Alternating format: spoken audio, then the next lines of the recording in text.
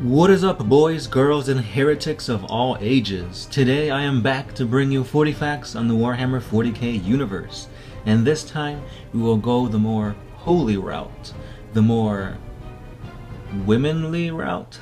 I'm not sure what I'm trying to say. But today we're talking about the Adepta Sororitas, the Bolter B-words, which you guys call, but that is not nice at all. It is the Sisters of Battle, and today we're talking about Saint Alicia Dominica. She's pretty awesome and wifey material. So without further ado, let's dive into this holy lore. Alicia Dominica's origins can be traced back to the late 35th millennium, during the Age of Apostasy and the rise of the apostate High Lord Goge Vandire. Through political maneuvering, blackmail, and outright murder, Vandire managed to assume the mantle of both High Lord and Ecclesiarch of the Adeptus Ministorum. Vandire sought to impose his rule over the Imperium in place of the Emperor, and used the power of the two Adepta that he controlled to eliminate anyone who opposed him. And thus began the period in Imperial history known as the Reign of Blood. Through trickery and manipulation, Vandire managed to co-opt Alicia Dominica and her sisters of the newly discovered Daughters of the Emperor from the world of San Lior into his own personal bodyguard, renaming them the Brides of the Emperor. Vandire convinced the daughters that he was personally blessed by the Emperor himself when he told Dominica to fire a weapon at him. The shot bounced off of the High Lord, who was secretly wearing a conversion field generator, though he pretended that it was the Emperor himself who would now allow him to be harmed, earning the daughters' absolute loyalty. He then took the daughters as his new ecclesiarchical bodyguard back to him with Terra. From then on, the warrior women became his personal retinue of soldiers and companions. They tasted the High Lord's food, fed him when he fell weak with illness, nursed his frail body back to health, and entertained him with singing, dancing, and other more exotic skills. For all their gaiety on occasion, the Brides of the Emperor were still hardened fighters, and when the Holy Synod of the Ecclesiarchy tried to have Vandire assassinated a few years later to rid themselves of the tyrant, the brides went into the Synod's meeting chambers, locked the doors, and emerged an hour later carrying the severed heads of every cardinal present. This violent repression and wanton slaughter continued for several decades after Vandire's ascension into the ecclesiarchical palace, and they provided a new name for Vandire's rule, the Reign of Blood. The immense resources of the Adeptus Ministorum were directed towards bloodthirsty programs against often imagined heretics, and the building of new immense monuments to the Emperor and Vandire.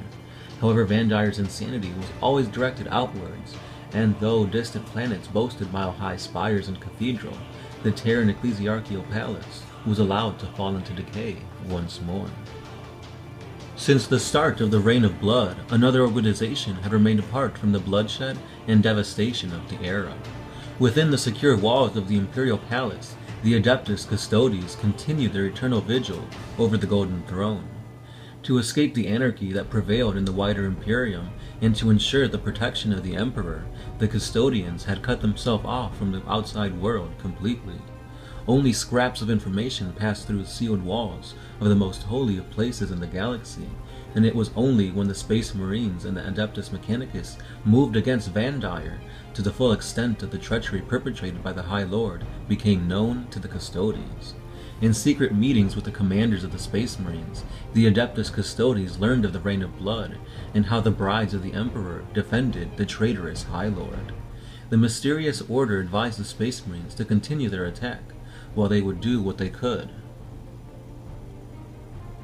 A small contingent of custodians led by a centurion of the companies made his way into the very heart of Vandire's domain. Surfacing within the ecclesiarchal palace not far from Vandire's audience chamber, they were confronted by the Brides of the Emperor. Calling for a truce and a parley, the centurion laid down his weapons and walked unarmed to meet the guardians of Vandire. For an hour he made an impassioned plea for the brides to revoke their oath, striving to convince them that they were fighting for evil and not the Emperor. However, they were not swayed by his arguments, and the nameless centurion had only one option left: Leaving his men as hostages, the centurion guided their leader, Alicia Dominica, and her personal bodyguard of 5 female warriors into the center of the imperial palace himself, the Sanctum Imperialis, to stand before the God Emperor upon his golden throne. What occurred within these sacred walls was not recorded, but when the brides of the Emperor stepped through the Eternity Gate once more into the outer palace, their eyes burned with unparalleled anger and hatred. Without a word, the centurion led them back through the dark places of the earth, this time leading them directly back to Vandire's audience chamber. Alicia Dominica spoke of the treachery of Vandire and his depraved corruption of the ecclesiarchy, but most of all she spoke of his twisted perversion of their own order. Burning with shame and anger, they renounced the name of the brides of the Emperor, and once again became known as the daughters of the Emperor. Alicia Dominica and her vengeful sisters confronted the corrupt Vandire within his own chambers. The words that she spoke during this confrontation are engraved upon the black marble of her sarcophagus. You have committed the ultimate heresy. Not only have you turned your back on the Emperor and stepped from his light, you have profaned his name and almost destroyed everything he has striven to build. You have perverted and twisted the path he has laid for mankind to tread. As your own decrees have stated, there can be no mercy for such a crime, no pity for such a criminal. I renounce your lordship. You walk in the darkness and cannot be allowed to live.